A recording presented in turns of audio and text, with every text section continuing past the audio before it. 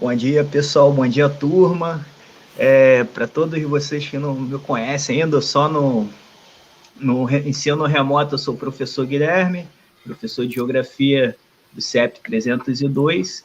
Estamos começando a fazer uma atividade em parceria com a UF aqui de Angra dos Reis, né? Um projeto chamado Residência Pedagógica. Então, deixar primeiro, né, apresentar o grupo aí para vocês, né? A Mariana, a Aline, a Karen e o Iago, que está com a gente agora, né? Pode começar, Mariana. Então, gente, bom dia para todos. Essa live ela faz parte do projeto de residência pedagógica, né, como o professor Guilherme falou, aqui da Universidade Federal Fluminense, a UF de Jacuecanga. E, além de mim, nesse projeto, né, tem os alunos, o Iago, que está aqui com a gente, a Pamela, a Aline, que está aqui com a gente também, Iago Papa, o Vinícius, a Ana, o Darlan, o João, a Karen, está aqui com a gente, a Rafaela e a Maria Eduarda, além do professor Guilherme, né, e o nosso orientador e também o professor Daniel. O objetivo, gente, da residência pedagógica é fazer com que nós, alunos, tenhamos um contato maior com a vivência do professor na escola, para que a gente possa aprender com essa vivência, porque nós estamos terminando o curso de licenciatura em Geografia. A gente está terminando os estudos para sermos professores de Geografia. Então, essa troca ela é muito importante, né? Então, a gente vem acompanhando um pouco as turmas, algumas turmas do professor Guilherme, no CIEP 302, Charles Dickens, e hoje a gente vai falar um pouquinho com o nono ano sobre União Europeia, blocos mundiais e regionalização. A gente vai trazer esse assunto para vocês de uma forma muito legal, e também vai ter uma atividade bem bacana que a Karen vai conduzir aí. E, bom, eu quero que vocês fiquem, todos nós queremos que vocês fiquem completamente à vontade para deixarem dúvidas, comentários, ou se vocês quiserem complementar o que estiverem dizendo aqui, se vocês quiserem falar alguma coisa sobre o que está sendo dito, deixa no comentário que a gente está atento ao chat o tempo inteiro, então a gente vai dar um retorno para vocês.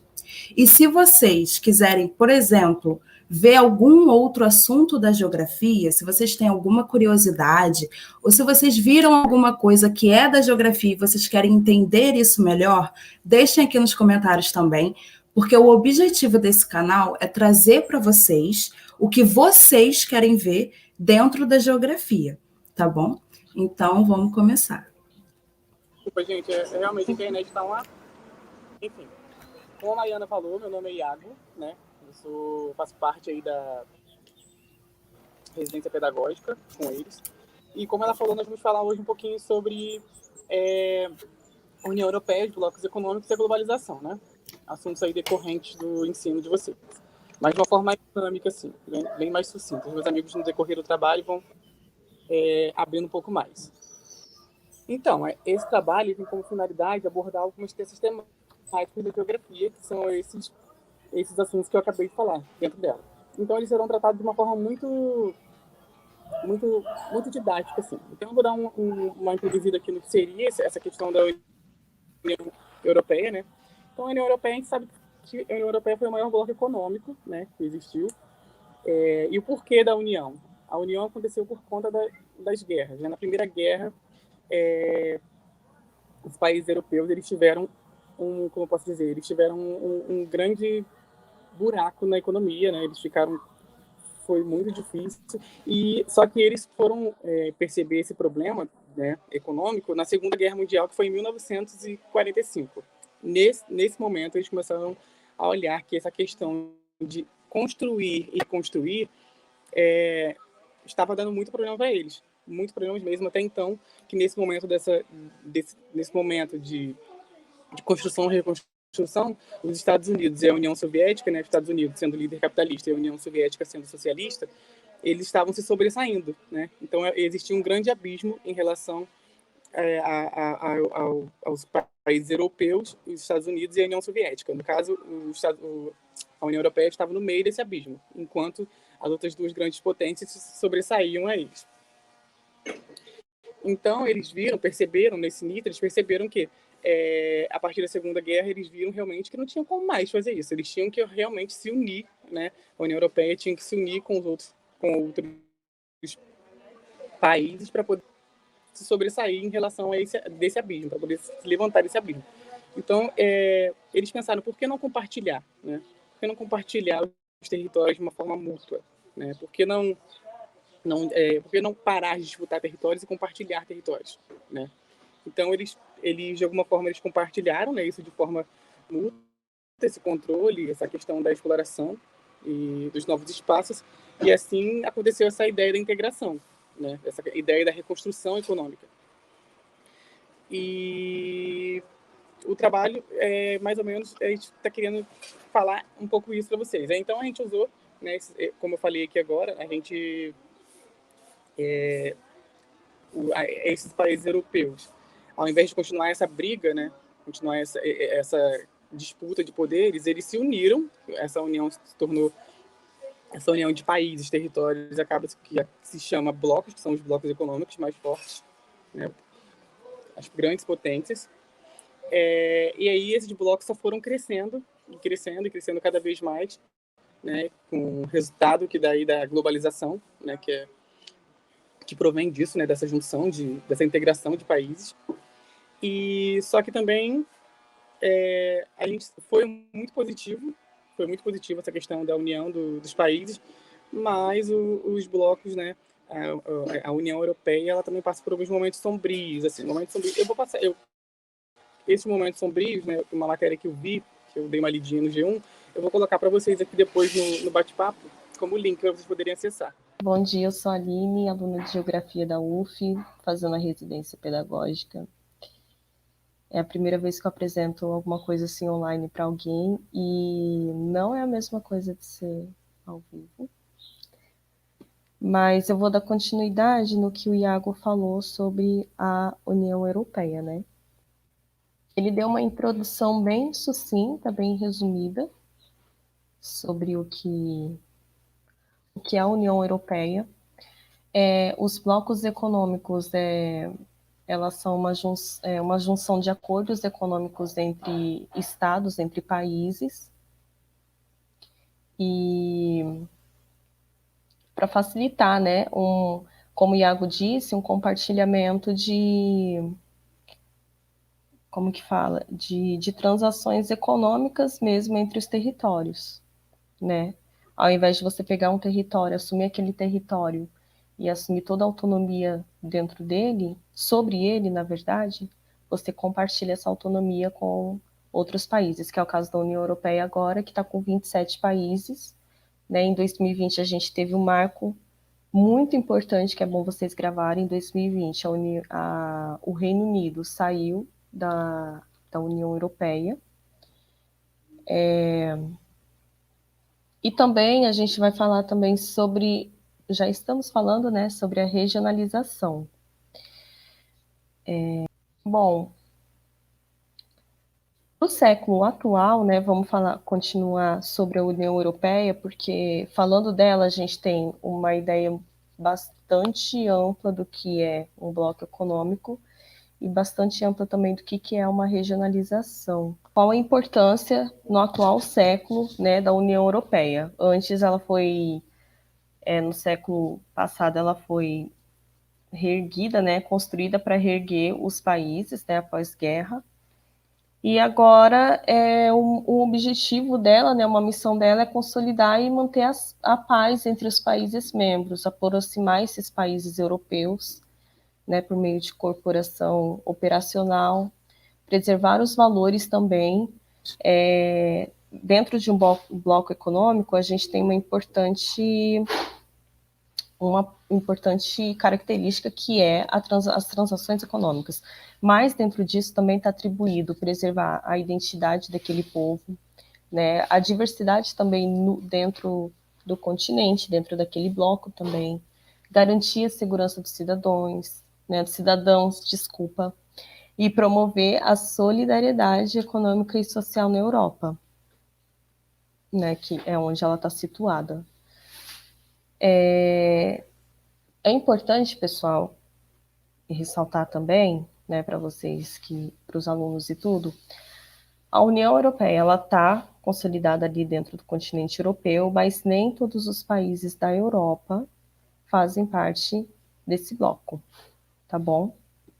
São 27 países, né, atualmente, nesse ano de 2021. Até o ano de 2020 era 28. O Reino Unido foi o primeiro a sair.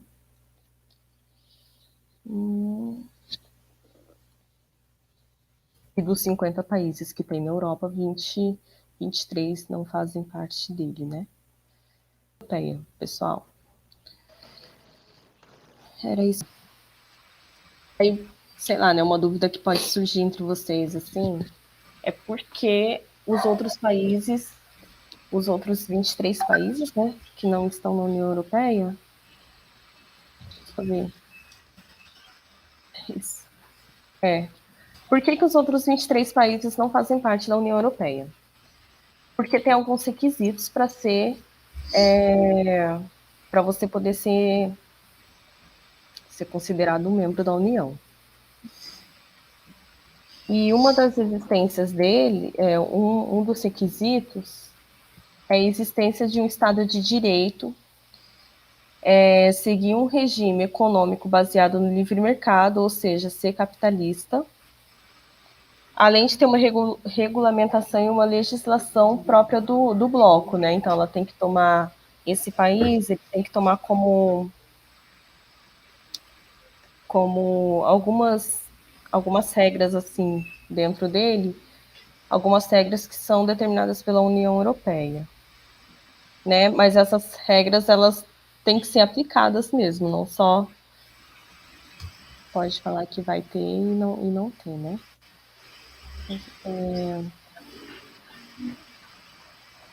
A União Europeia, ela tem um próprio parlamento, então é uma comissão entre esses países integrantes, é como se fosse uma... Vamos pensar no nosso país mesmo, né? A gente tem um governo federal que ele atua sobre os estados, e é a mesma coisa que acontece com a União Europeia, ela atua sobre todos esses países que estão dentro dela. Tem que ter... Deixa eu ver...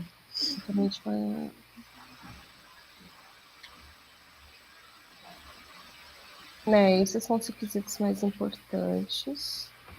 Vocês entenderem, né, gente, um pouquinho sobre essa questão da regionalização, né? Que é essa questão da divisão dos espaços, né? Da divisão dos estados. Então, a gente está para entender que regionalização é essa questão. O critério da regionalização é isso. Regionalizar é essa questão, são as porções de espaços de estados no mapa, que significa essa questão que dá esse significado de regionalização. Né? Então, mas no sentido da União Europeia, eles não trabalharam de forma individual, não mais por conta dos problemas do capital, né, econômico. Então, quando se fala da União Europeia e quando se fala dessa questão da regionalização, a União Europeia se une a todos esses estados, né, dentro dos países europeus, para poder dar uma levantada na economia. Então, regionalização, no sentido aí que a Aline falou, seria essa questão da divisão de estados, né? Essa característica das áreas, né? De forma geográfica, assim. Tem uma coisa muito importante também, Iago, que eu não falei, é que recentemente foi aprovado pelo ministro Viktor Orbán, não sei se é assim que pronuncia, lá na Hungria, né, uma lei que proíbe falar sobre a homossexualidade nas escolas e nos programas de TV. Uma coisa que gerou um desconforto, né, até porque a União Europeia, ela estabeleceu um Estado de Direito, né, do bloco econômico, e o Parlamento Europeu ele definiu que a União Europeia é uma zona de liberdade, também para o coletivo LGBT, né, LGBTQI+. E existe a possibilidade que a Hungria ela seja julgada por essa comissão, porque, querendo ou não, ela está violando uma zona de liberdade, né, de expressão também. E a gente sabe atualmente que essa questão LGBT, ela não envolve só mais uma questão de expressão, né? Também tem toda uma política por trás, tem todo um porquê da gente deixar bem exposto, bem explicado tudo isso, né, essas questões. Então, o fato de não poder explicar isso nas escolas sim, como que fala? Eu esqueci a palavra agora. Mas é como você delimitar até onde aquele povo pode saber sobre o assunto ou não, né? E é isso que a União Europeia ela não deixou, ela não deixa estipulado isso. Pelo contrário, é uma zona de liberdade, né? Acho que agora a gente pode partir para, como que fala? Para as atividades, né? Porque atividade, na verdade, gente, não é para vocês escrever nada e tudo, é para vocês, para a gente mesmo tentar pensar, desenvolver um senso crítico mesmo em cima do que a gente está estudando. Alguns exemplos, né, de regionalização no Brasil, que a gente pode citar no momento. E a gente vai usar a divisão regional que foi formulada por Milton Santos e Maria Laura Silveira em 1999, né? Eles consideraram, para essa proposta, a quantidade de recursos tecnológicos avançados e o volume de atividades econômicas modernas em áreas financeiras e o papel da agropecuária em relação à mecanização e integração da indústria. Quer dizer, com a indústria. Vamos lá. E aí eu já coloco todos os mapas aí. Enquanto isso, a Ana Correia falou que, aqui nos comentários, né, ao vivo, que a Alemanha é um dos países, é o país, né, mais forte da União Europeia. Acabei de confirmar isso. Também falou que a Suíça optou por não participar do bloco econômico para não enfraquecer sua própria moeda, que no caso é o franco suíço. Tem todo um peso, né, dessa questão da União Europeia. Vamos pensar e assim, também tem a questão cultural, né, de cada país, que Sim. vão ter que abdicar de certas coisas para entrarem no bloco econômico. Mas também tem que ver se vale a pena. Tem os pontos fortes e os pontos fracos também de você fazer parte de um bloco econômico, né? No caso da União Europeia, por exemplo, a Alemanha, ela é um país com uma potência econômica muito alta, né? Muito maior do que alguns outros países. Eu não estou conseguindo lembrar algum outro país aqui que não tenha uma economia tão relevante quanto a Alemanha. Mas depois eu acredito que a Hungria, deixa eu ver aqui. Provavelmente a Hungria ela não tem uma economia tão desenvolvida quanto a da Alemanha. Então é meio que uma balança, né? Os países eles se equilibram. E vamos pegar o caso da Suíça, que não faz parte do bloco. É justamente isso, porque a Suíça é um país, né, bem desenvolvido economicamente, e se ele fizesse parte de um bloco... Confundi, depois da Alemanha é a Áustria. Eu tô com Hungria na cabeça, mas enfim, é a Áustria, não é a Hungria depois da Alemanha. Não, é uma pergunta muito boa da Ana, né, que comentou aí, essa questão da moeda. Mas o caso da Suíça não apenas só a moeda, né? É porque depois lá do pós-guerra, né, que foi o contexto que foi o início, né, das conversas para formar o bloco, né, econômico, a Suíça até hoje é como se fosse um país neutro também, né? Onde tem a questão do capital, né, financeiro lá, os bancos, os grandes bancos se colocam, né, como uma questão neutra, bem ali no centro mesmo da Europa ali, né? É um caso. Tem essa questão da moeda também, né? Porque quando a gente entra num bloco econômico, né, cada país segue suas próprias leis, né? Suas próprias regras, né? Documentação, tudo. E quando se entra no bloco, tem que seguir também leis do próprio bloco, né? Como os colegas falaram aí anteriormente. Embora, né, como foi dito, né, o Reino Unido, a Inglaterra, que é um país também bem forte, né, foi o maior império do mundo, né, o Império Britânico, eles não seguiram a regra da moeda euro, né, eles mantiveram, mesmo quando tiveram parte, né, da União Europeia, eles mantiveram a própria moeda, né, mas depois a gente vai fazer umas atividades, né, em relação a isso, só para comentar um pouco essa pergunta muito importante, né, da Ana, e podem perguntar mais aí, fica à vontade, vamos dialogar aí com todo mundo. Então, acho que já pode compartilhar a parte dos mapas, pelo menos. O do Milton Santos, a regionalização proposta por ele? Isso, a gente fala sobre ele. Só um momento, eu vou desligar meu áudio.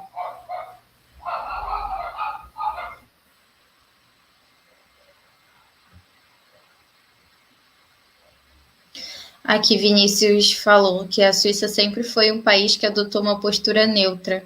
Confere, Guilherme, professor? Confere.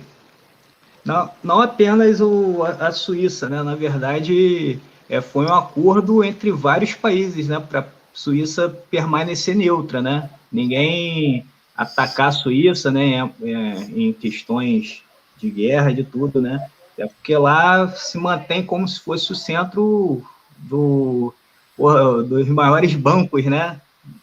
Mundiais, não um único centro, né? Mas tem vários no mundo, mas a Suíça é um ponto bem marcante nesse quesito, né? Imagina, todo mundo da guerra, todo mundo vai lá, vai atacar a Suíça, dá problema isso aí, né?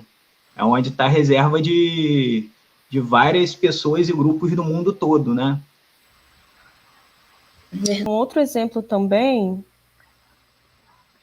que é a Zona Franca de Manaus, né? Está na nossa atividade para a gente poder mostrar para os alunos. É a próxima? Sim, só um momento que deu uma travada aqui. Tá. Vou mostrar para vocês. Próximo aqui. Deu para ver? Cadê? Deixa eu ver. Deu.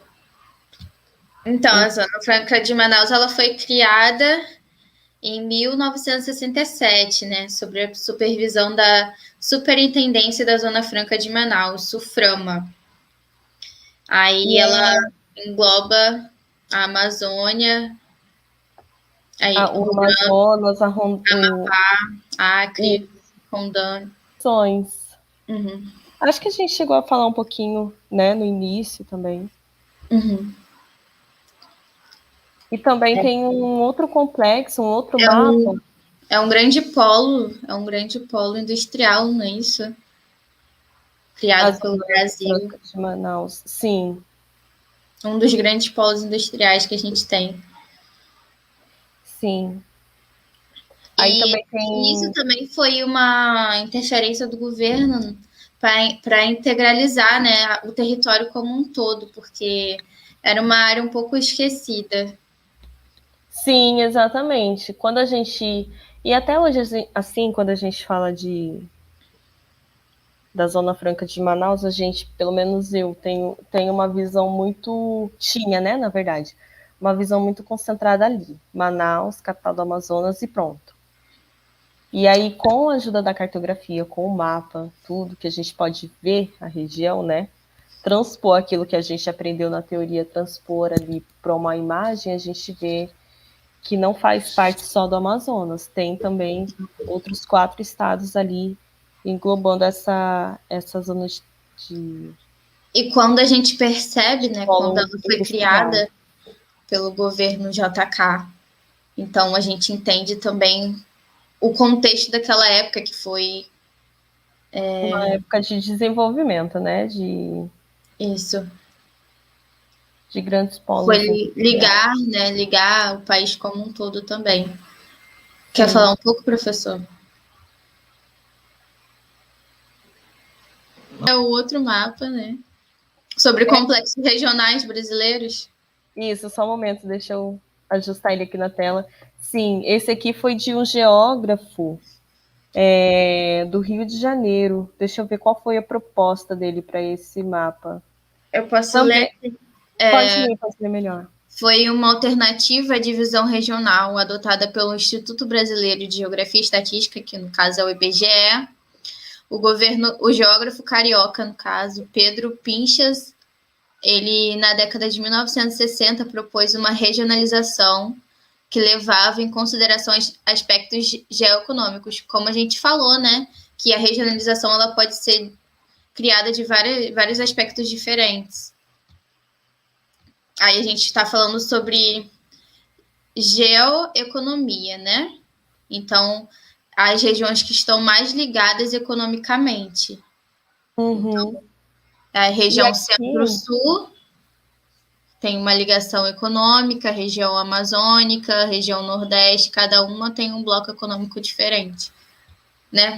No caso, tem uma economia diferente uma da outra. E aqui é importante também a gente ressaltar que nem, por exemplo, o estado de Minas Gerais, ele está na região sudeste do Brasil, né? Então, está ligado também a essa região centro-sul aqui, mas é a maior parte do estado. A gente pode ver aqui que no norte de Minas, ela está já integralizada à região nordeste, né? Então, também é aquela coisa que a gente falou, a regionalização ela precisa necessariamente ter limites físicos? Não, nem sempre. Não. Eu gosto muito, aqui não tem, né? Mas eu gosto muito de mapas voltados à regionalização no sentido de vegetação do local. Ah, sim, não. A gente poderia usar esse exemplo também, mas a gente não tem aqui. Aí a gente vê que não necessariamente precisa dessas divisões territoriais, né? Sim. De cada estado. Porque a vegetação não se importa muito com relevo, vegetação. Os motivos que levaram cada cidade, cada estado a se desenvolver e os seus pontos fortes e fracos em cada aspecto que a gente comenta na geografia, né? Sim. Aí agora é a minha parte da conclusão do trabalho? Sim, eu cheguei na sua parte. Eu posso tirar o mapa? Deixa aqui? Pode. Tá. Ah, não, pode deixar também por mim. Mas é melhor que a gente fica maior, né, na tela. Sim, tá, vou tirar. Pode começar a falar.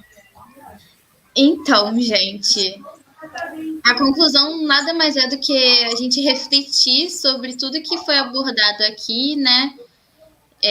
Realizando uma pequena síntese, discutindo sobre o assunto que a gente falou. E, como foi dito anteriormente, um dos temas que mais se discute na geografia é a União Europeia, porque é um assunto muito atual, né? Quando a gente analisa todos esses pontos cruciais, como a divisão territorial, blocos econômicos, o fortalecimento do capital, alianças entre países e a globalização, a gente consegue perceber que, por serem assuntos muito complexos, surgem muitas dúvidas a respeito. Então, a gente veio trazer esse trabalho de uma forma mais simplificada, mais didática. E isso não significa que foi desfavorável de alguma forma, que, enfim, a gente conseguiu trazer mais clareza para esses assuntos, para os alunos, que é uma coisa muito importante, né? E principalmente hoje em dia, já que a economia está cada vez mais ligada globalmente. E aí a gente trouxe, né, uma atividade bem legal, não é muito chata, eu acho que não é chata. Não, é uma atividade chata, gente. Nossos professores, às vezes, trazem isso pra gente, que são aquela nuvem. Esse é o link da votação. Alguém coloca no chat ao vivo ou no chat normal, para eles entrarem e colocarem 3 palavras que vocês consideram, né, sobre a União Europeia, que a gente falou aqui. Aí depois seria até legal vocês verem como é que se formou a nuvem de palavras. Mas depois, não é para agora, né? A Mariana pode falar agora. Espero que estejam todos me ouvindo.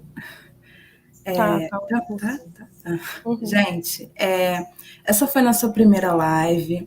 A gente ainda vai acertar alguns detalhes e esquemas técnicos dentro dessa articulação que a gente está fazendo aqui no canal. Mas a gente quer que vocês, por favor, sigam o nosso canal. Obrigada para quem assistiu, para quem está aí, para quem participou. Para a gente é muito importante. Então, continuem, por favor, assistindo. E a gente agradece muito. Nos vemos na semana que vem, no mesmo horário, no mesmo dia, sexta-feira, às 10 horas. Obrigada, gente. Obrigado, gente. É isso, pessoal. Tchau, muito obrigada. Beijo, gente. Obrigada, tá?